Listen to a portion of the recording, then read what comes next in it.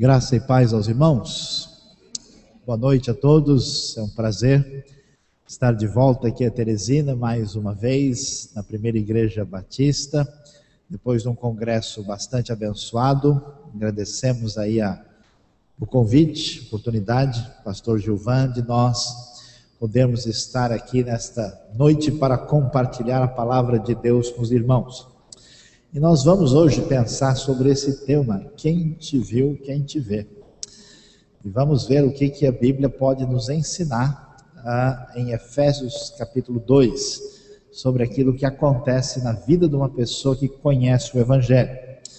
Falando nisso, os irmãos sabem que toda a equipe da Transmundial está presente, dando a última oportunidade para os irmãos que querem adquirir material para o seu crescimento no conhecimento das coisas de Deus. Nós temos o material do Rota 66, a Bíblia de estudo em áudio com 13 CDs em MP3, temos alguns poucos exemplares que ainda restam, que é um material aí em que você pode colocar no carro e escutar 250 horas de explicação de toda a Bíblia de Gênesis a Apocalipse. O Rota é explicação, comentário da Bíblia, muito acessível, divertido, objetivo e muito adequado para a pessoa poder aprender sobre a Escritura Sagrada. Fora esse material do áudio, que está sendo traduzido para o espanhol, para o inglês e para o chinês, para o mandarim. Se você não gostar do português, a gente manda em chinês para você, não tem problema, né? A gente tem o material dos Salmos, são 30 salmos gravados em Israel. Por exemplo, nós temos a história do perdão que Deus dá para Davi e do pecado de Davi com Batseba, que aparece no Salmo 51. Foi gravado no lugar que é o Palácio de Davi, nas ruínas de Jerusalém. Então, os lugares onde é gravado tem ligação com o Salmo, além de vários outros arquivos de explicação sobre introdução, autores, teologia dos Salmos, um material muito útil. Juntamente com o Dr. Shed, nós viajamos para Grécia, Turquia, Ilha de Creta, Roma, Israel, para gravar o livro de Atos inteirinho. Aquilo que aconteceu em Icônio, que aconteceu em Creta, em Roma, em Jerusalém, em Cesareia, está gravado nos lugares específicos, filmado. É um comentário em DVD. Em vez de ter um livro grande, grosso para ler, a pessoa tem a informação filmada em DVD. Material que alguns conhecem, tem poucos exemplares. E finalmente, as cartas da prisão, saiu a carta aos Efésios, um material muito bem feito, que é gravado com diversas cenas, não só de explicação do texto, mas sobre o Império Romano Antigo, como é que era um teatro naquele tempo, como é que foram as viagens de Paulo, a cronologia da vida dele, todo um material tecnicamente preparado que foi tão bem organizado que até a televisão na Alemanha, da Transmundial de lá, teve interesse em disponibilizar isso para o contexto europeu. Esse material de Efésios acabou de ser lançado, há pouco tempo, tem a carta toda, juntamente com o Dr. Shed e eu fazendo as explicações. Então esse material está disponível só hoje à noite para aqueles que ainda não tiveram oportunidade de adquirir. Mas, meus irmãos, vamos pensar nesse texto de Efésios capítulo 2, que fala para nós esse tema, quem te viu, quem te vê. Não sei se você já disse isso para alguém, né? Talvez disse, mas numa outra situação. Vamos dar uma olhada aí, você vê esse mapa do antiga área do Mar Mediterrâneo, que mostra as viagens de Paulo. Paulo faz viagens missionárias, 3 descritas no livro de Atos, uma fora de Atos e uma viagem que ele vai para Roma. Ele faz todas essas viagens do ano 46 até o ano 57 depois de Cristo, sendo que já na segunda viagem ele vai chegar à cidade de Éfeso e depois vai retornar também. Na terceira viagem, Paulo, desses 12 anos das suas viagens, ele gasta 3 na cidade de Éfeso, cidade muito importante que vai ser um lugar de muita expansão do cristianismo primitivo. Depois de Éfeso, Corinto é a segunda cidade mais importante das viagens de Paulo, e nós vamos então pensar e refletir sobre isso. Você pode dar uma olhada aí numa visão da cidade de Éfeso, que foi escavada 25%, mas é gigantesca. Aliás, um aviso aos interessados: o Congresso da Transmundial vai ser aqui em março, mas em janeiro, com um tema, um assunto diferente ser tratado, será em Jerusalém, na Galileia. Aqueles que estiverem interessados podem nos procurar, nós vamos deixar alguma informação, uma ficha com o pastor José Carlos. Nós teremos o Dr. Shed, pastor Itamir, pastor Saião, falando lá, e mais um irmão nosso, pastor de Israel, um judeu convertido, vai dar também uma palestra lá, e nós temos essa oportunidade especial para aqueles que quiserem ir. Em dezembro também temos uma outra viagem, dezembro de 2013, que alguns da igreja aqui vão participar. Se alguns quiserem ter informação, nós vamos oferecer informação para os irmãos. Mas Éfeso, um dos lugares mais interessantes do mundo para ser conhecidos, para quem quer conhecer a história da Bíblia. A cidade é grande, tem as suas ruínas preservadas até hoje. Os irmãos nem imaginam, mas o teatro de Éfeso cabia 25 mil pessoas e 66 degraus. Acho que eles copiaram do Rota 66, por isso que eles fizeram 60. Brincadeira, é claro que nós temos um teatro enorme. E o que essa carta aos Efésios vai ensinar para nós? Ela fala do plano de Deus de reconciliar judeus e gentios pela morte e ressurreição de Jesus, porque os primeiros cristãos eram todos judeus, porque Jesus e os discípulos eram judeus. A princípio o evangelho cresce só no contexto judaico. Depois da primeira viagem missionária de Paulo, os gentios começam a se converter, e a pergunta é: como é que esse povo diferente, que tem costumes e tradições diferentes, deve viver juntos em Cristo? Então Efésios vai falar dessa realidade. Fala que o propósito de Deus não é apenas reconciliar o homem, não é somente trazer salvação ao ser humano, mas também reconciliar a criação. A gente sente que tem alguma coisa errada nesse mundo, não só com o ser humano, no mundo animal, na natureza, no cosmos. Há alguma coisa fora do lugar. A redenção trazida em Cristo é que ele também veio reconciliar todas as coisas. O seu poder atinge os poderes celestiais, poderes espirituais, o mundo e todos os que nele habitam. E que esse plano especial que Deus fez de reconciliação, de restauração, ele escolheu fazer esse projeto de redenção através daquilo que é chamado em Efésios o mistério revelado, que é o que? A igreja. Por que mistério?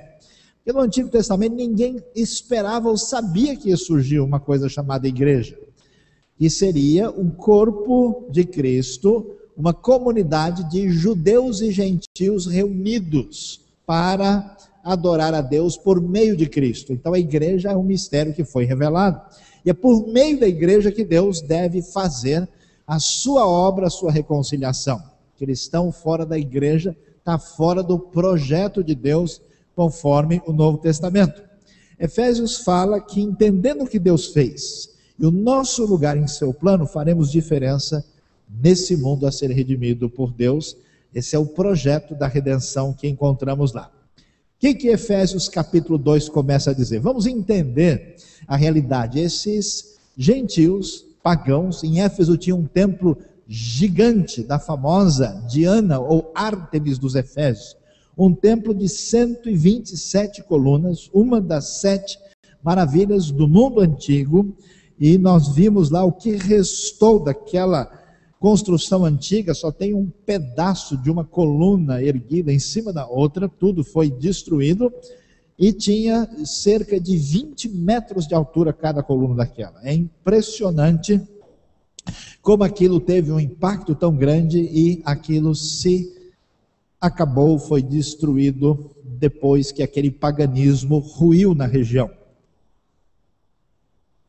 esse pessoal se converte, esse pessoal conhece a Cristo, eles agora têm Deus na sua vida. Mas o que quer dizer isso?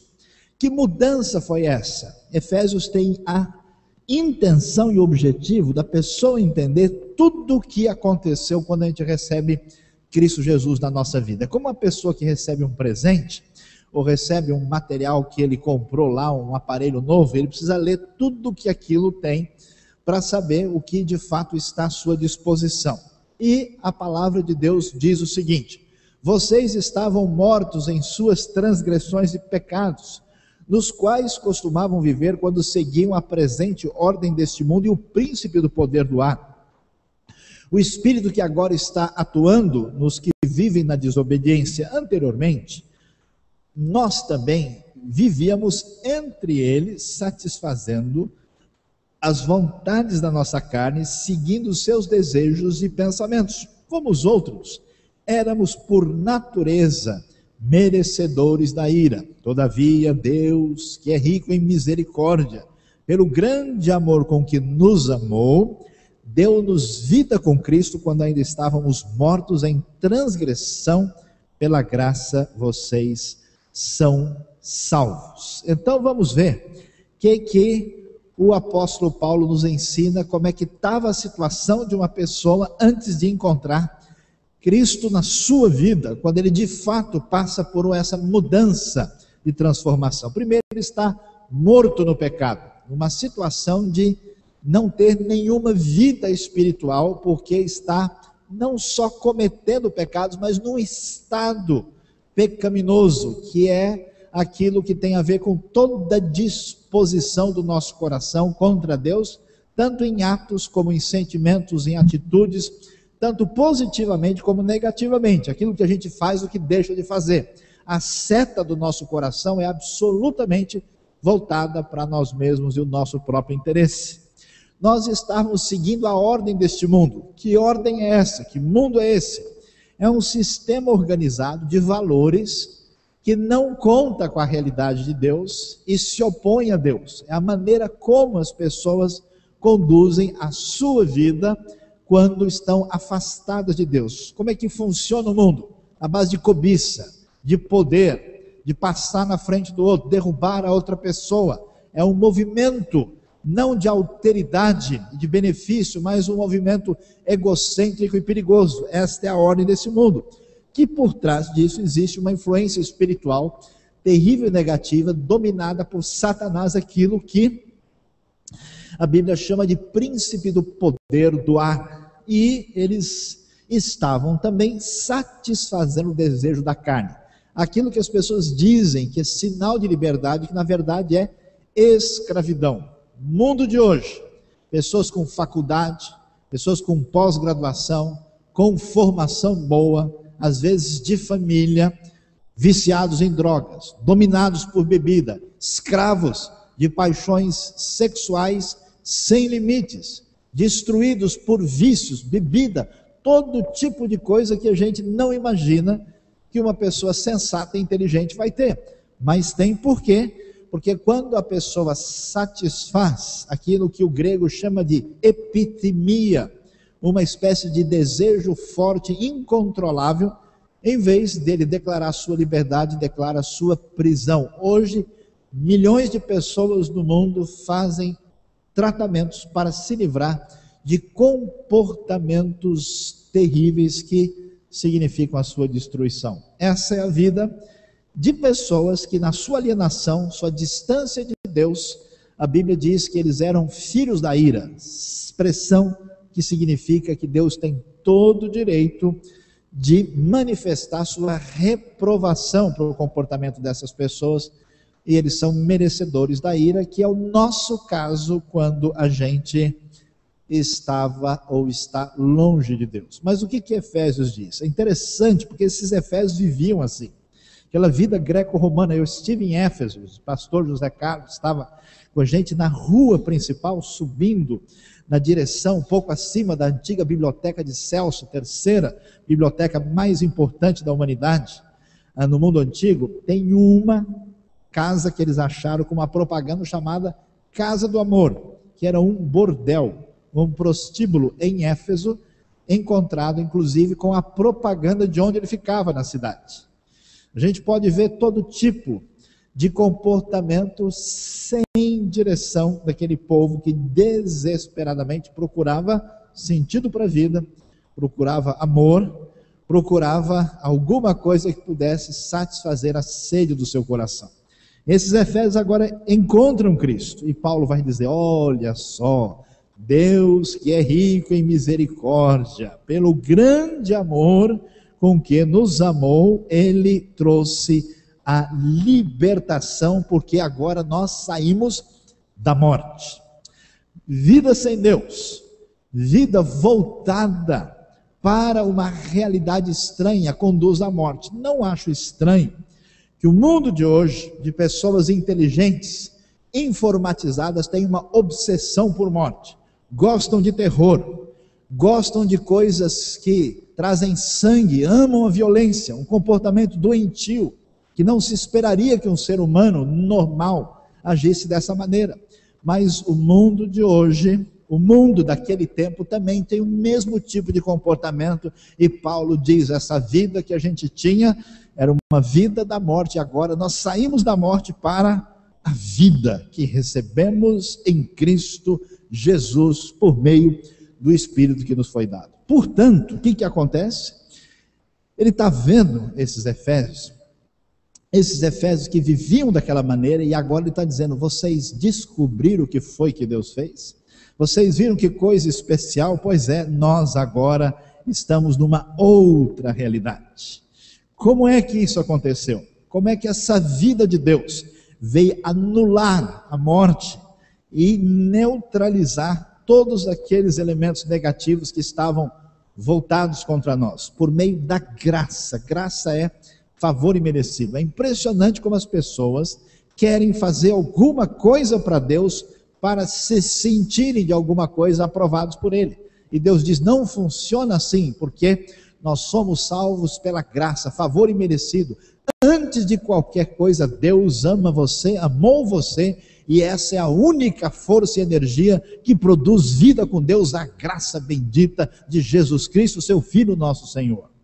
Essa graça é favor imerecido, coisa que nós não podemos entender, e muito menos fazer qualquer coisa para merecer esse favor imerecido da parte de Deus. Por isso que o hino clássico que a gente canta diz: não sei por que de Deus o amor a mim se revelou. Por que razão o Salvador para si me resgatou? Porque de fato essa é a grande boa notícia do Evangelho, que a gente é salvo, a gente prossegue a nossa vida e a gente vive e respira espiritualmente pela graça bendita de Deus. E então a coisa começa a ficar animada.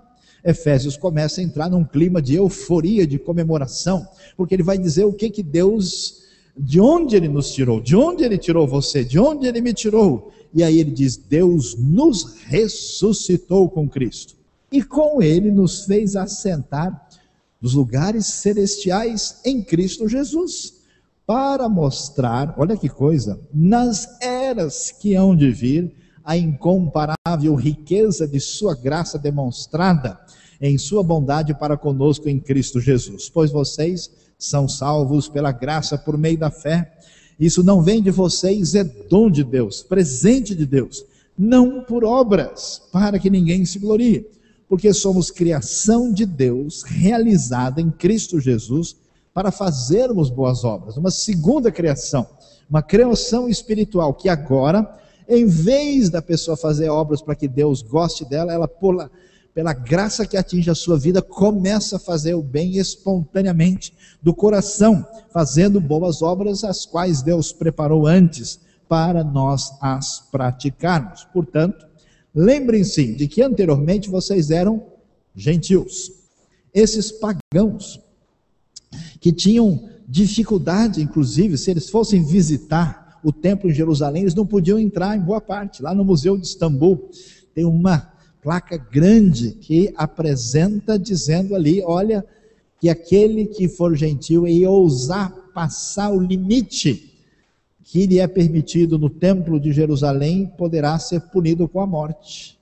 Ele estava afastado. Vocês que eram gentios por nascimento, chamados incircuncisão pelos que se chamam circuncisão. Circuncisão era sinal da aliança que Deus tinha com Israel, prática dos judeus. Esses gentios não eram circuncidados. Essa circuncisão feita no corpo por mãos humanas.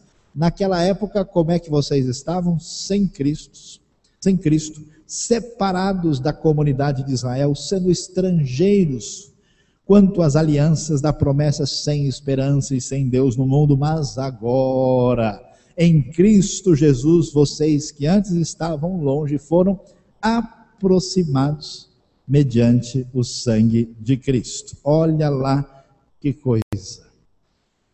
Deus, na sua bondade e projeto histórico, iniciou a sua redenção agindo na comunidade de Israel. Formou um povo a partir de Abraão para, por meio dele, trazer um projeto que atingisse toda a humanidade, todos os povos. Esses gentios pagãos, pela primeira vez agora, estavam ouvindo falar que eles podiam chegar perto de Deus.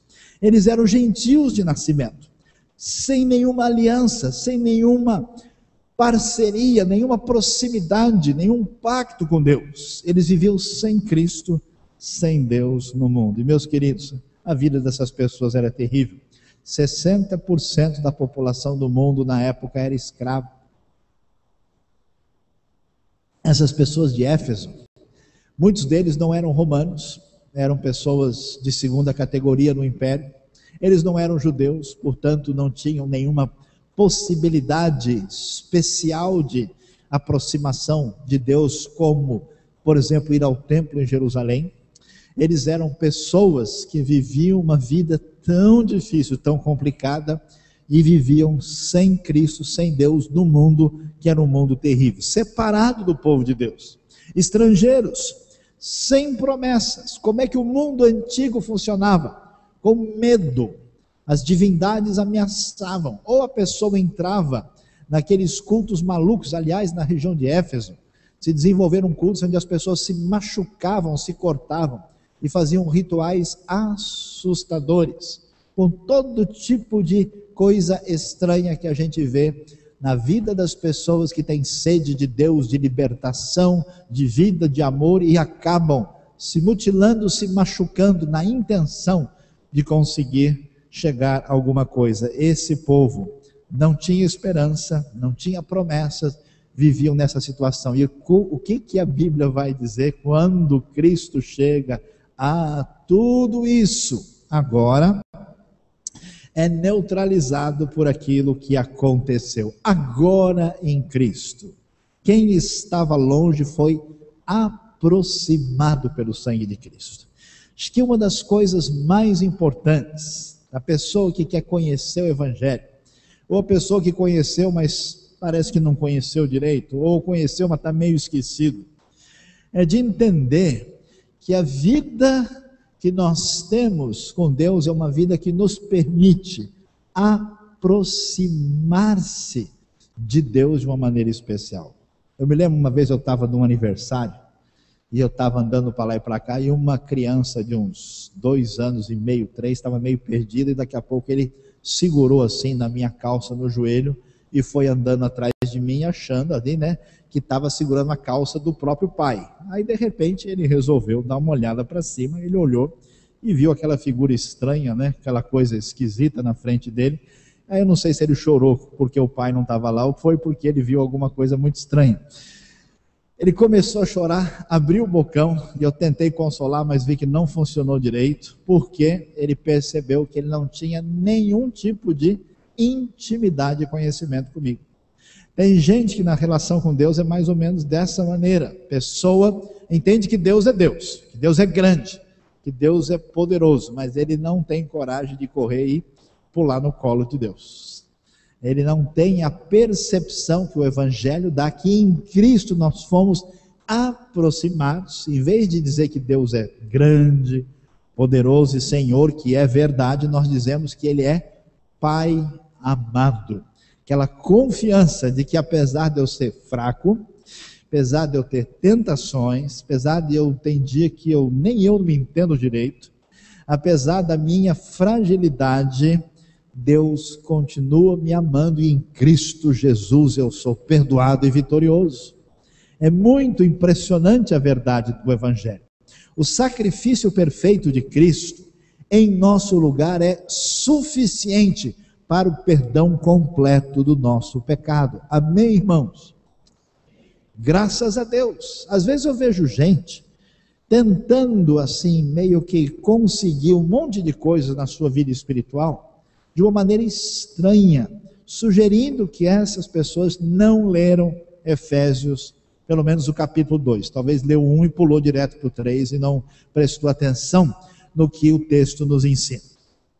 Porque Cristo, ele é a nossa paz, o qual de ambos fez um, e destruiu a barreira, o muro de inimizade, anulando em seu corpo a lei dos mandamentos expressa em ordenança.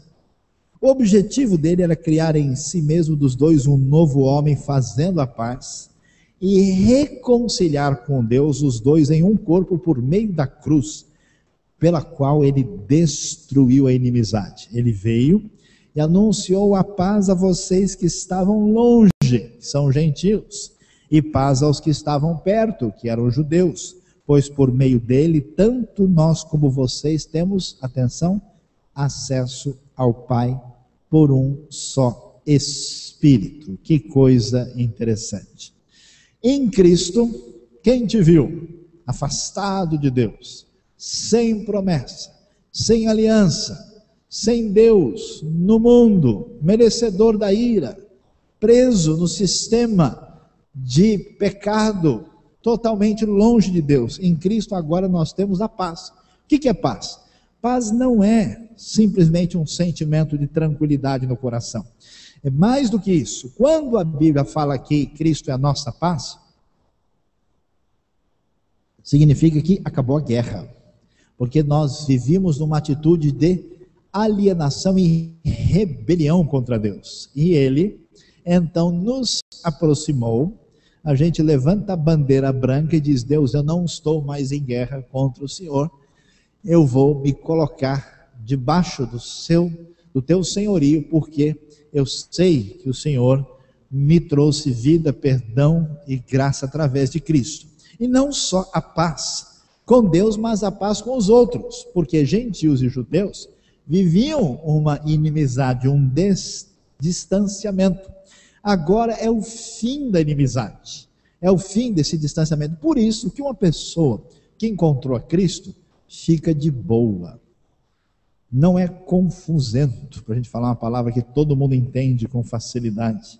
É uma pessoa que sai na rua feliz da vida, chamando o urubu de meu louro, porque a vida dele é boa demais. Quem te viu, quem te vê. A coisa que muda dentro da gente deve mudar na direção da gente ser uma bênção na vida das outras pessoas, porque de coisa ruim o mundo já está cheio, não precisa mais. É o fim da lei. Como é que é essa história do fim da lei? Ele destruiu no seu corpo o mandamento em forma de ordenanças. Por quê? A lei é perfeita, santa, justa e boa, Romanos vai dizer. Mas qual é o problema da lei? É que a pessoa tenta fazer e não consegue. Por que não consegue? Porque ele não tem essa capacidade. A lei não é um remédio. A lei é uma tomografia, ela mostra o nosso fracasso, ela mostra a nossa imperfeição. Todo mundo que tenta obedecer a lei pela força vai fracassar e vai ficar aborrecido. O que a Bíblia vai dizer? Que em Cristo, agora, quando a pessoa encontra essa salvação e fica feliz com essa graça, pelo Espírito, a lei de Deus é colocada no seu coração. E surge uma coisa interessante. Diferente da pessoa que quer obedecer a lei pela força, porque ele tem que fazer, a pessoa começa a ter uma vontade de obedecer a Deus. A lei não é escrita em tábua de pedra, mas em tábua de carne. Por isso que para o cristão é interessante. Não existe lei nenhuma, existe toda a lei. Não existe lei nenhuma porque ele não faz porque ele é obrigado, ou porque ele é ameaçado. Mas o impulso do seu coração de amar a Deus e ao próximo leva na direção de fazer a vontade de Deus. Todo mundo que é cristão de verdade, que se converteu de verdade, o que acontece com a pessoa? Começa a ficar doido. Amém, irmãos? Quem já ficou doido aqui, dê um sinal com a mão. Algumas poucas pessoas, o resto está tudo normal. Ah, Senhor, Bem-aventurados doidos, porque eles entenderam o Evangelho, né? Por que a gente está dizendo isso, né? É brincadeira, mas é sério. Porque a gente tem no nosso íntimo, no nosso interior, uma disposição para fazer o que não é correto. A Bíblia chama isso de carne, de inclinação para o mal. Quando a nova vida de Deus chega em nós, nós temos a disposição e a vontade de fazer o que Deus quer. Aí o bicho pega lá dentro, né? Porque Romanos 7 fala da luta da pessoa que quer obedecer a Deus e sente a sua fraqueza. Às vezes ele fica com raiva mais, né? É igual aquele sujeito que falou: eu sou crente, mas meu facão não é crente não, vamos resolver esse negócio aqui agora, né? A coisa fica diferente. A lei termina no sentido de mera imposição, mas ela começa a fazer parte de um desejo do coração que, através de uma vida de dependência de Deus, traz o triunfo do Evangelho. Agora nós temos a reconciliação, quer dizer, Deus nos chama de volta, reconciliados, em amizade com Ele, e nós temos o quê? Acesso ao Pai. Meus queridos irmãos, você já imaginou uma coisa dessa? Sujeito que não é nada nesse mundo, um grão de poeira do universo. Alguém aqui nesse mundo romano que talvez nem soubesse ler e escrever, escravo, ignorante, pessoa dominada e escravizada pelo imperador. Ele agora sabia que ele tinha acesso ao Criador do universo, que era o seu Pai, por meio de Cristo Jesus. Por isso que quando eu tenho acesso a Deus, eu estou em contato direto daquele que é o Senhor do mundo. Um dia desse eu vi no caminhão: eu não sou dono do mundo, mas sou filho do dono. Achei interessante, dei risada, mas entendi que tem coisa que vale a pena pensar nessa frase tão simples. E muito mais. O que a gente vai descobrir? Portanto, agora vocês já não são estrangeiros, nem forasteiros, nem concidadãos dos santos, mas concidadãos dos santos e membros da família de Deus, edificados sobre o fundamento dos apóstolos e dos profetas, tendo Jesus Cristo como pedra angular, no qual todo o edifício é ajustado e cresce para tornar-se o santuário santo no Senhor. Nele vocês também estão sendo edificados juntos para se tornarem morada de Deus por seu Espírito. O que acontece com a gente agora?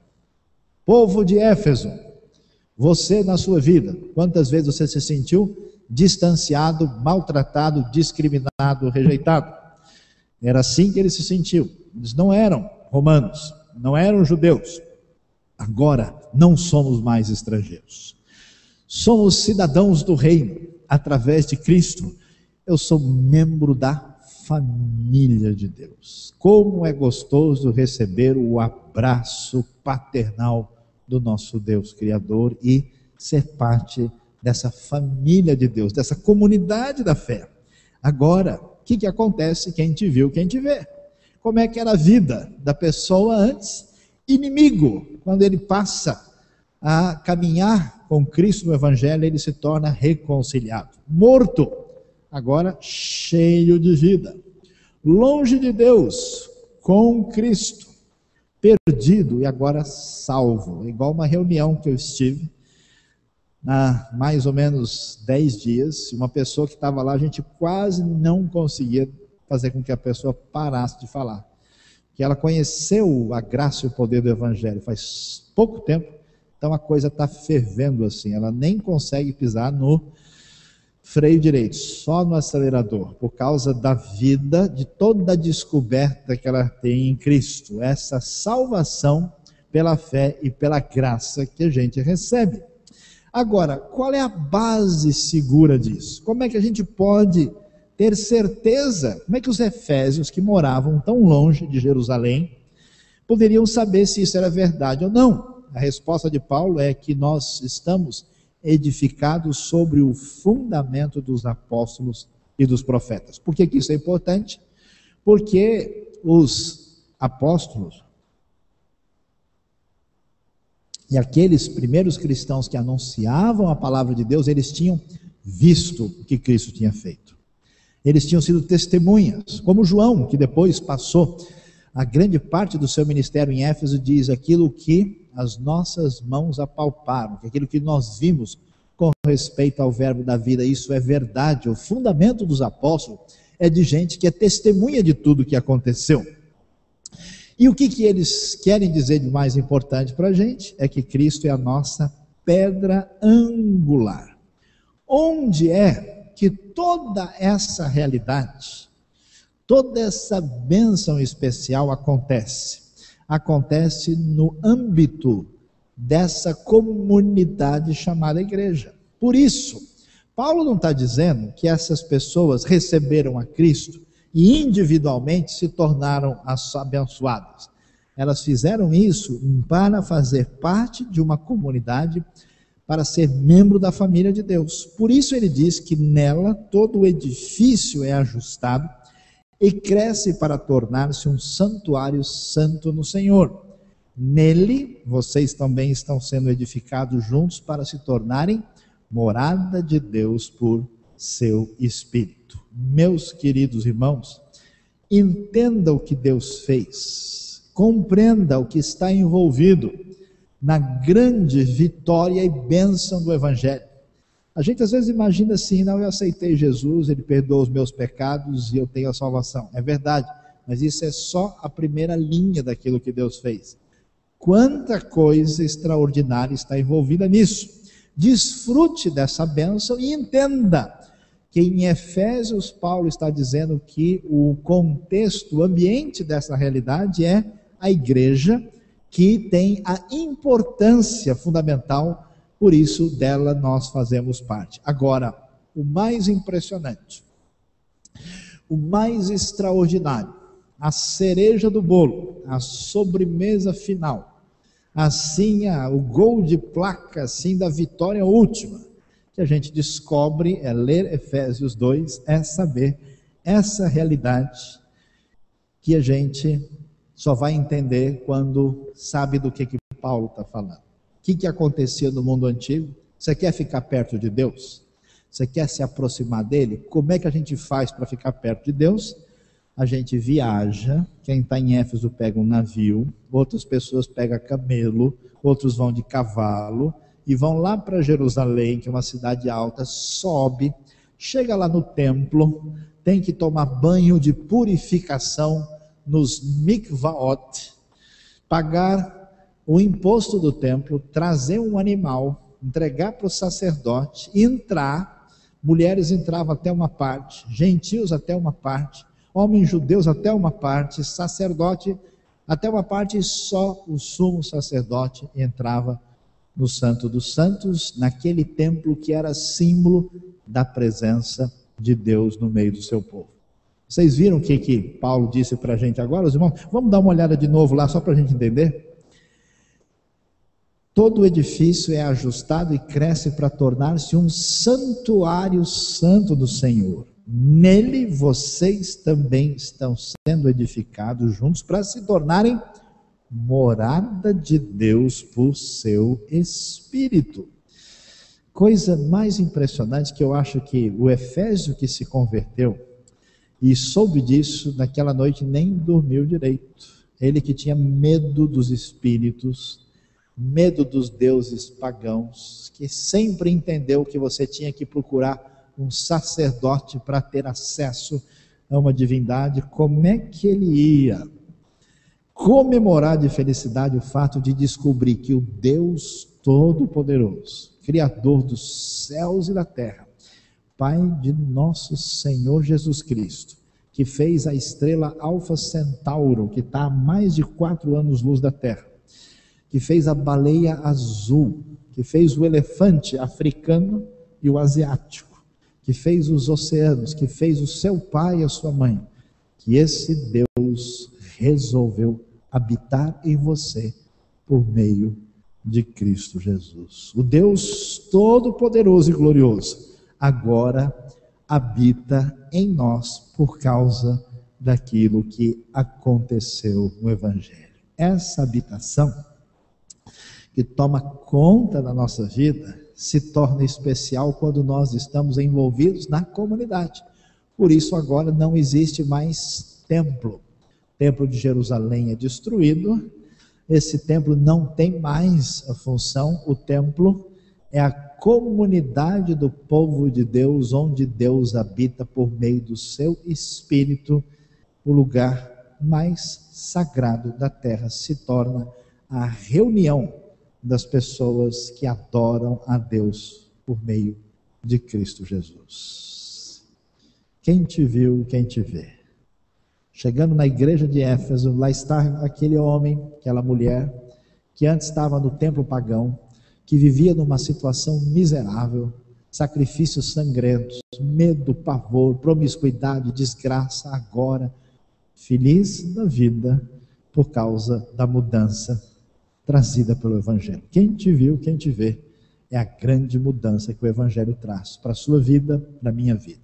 Se você sabe disso, eu queria que hoje, você que tem isso na sua vida, comemore, fique feliz e estude mais a palavra de Deus para entender o que está envolvido nisso. Se você está meio devagar, meio frio, está na hora de você reaquecer os seus motores e voltar-se para a comunidade, para comemorar essa vida que nós temos em Deus. E se você, por acaso, não sabia disso, e nunca abriu o seu coração para pensar sério essa proposta de voltar-se para Deus e receber a salvação de graça, eu convido você nessa noite a abrir o seu coração para Cristo Jesus, nosso Senhor, nosso Salvador, que nos leva para tão próximo, tão perto de Deus, nosso Pai.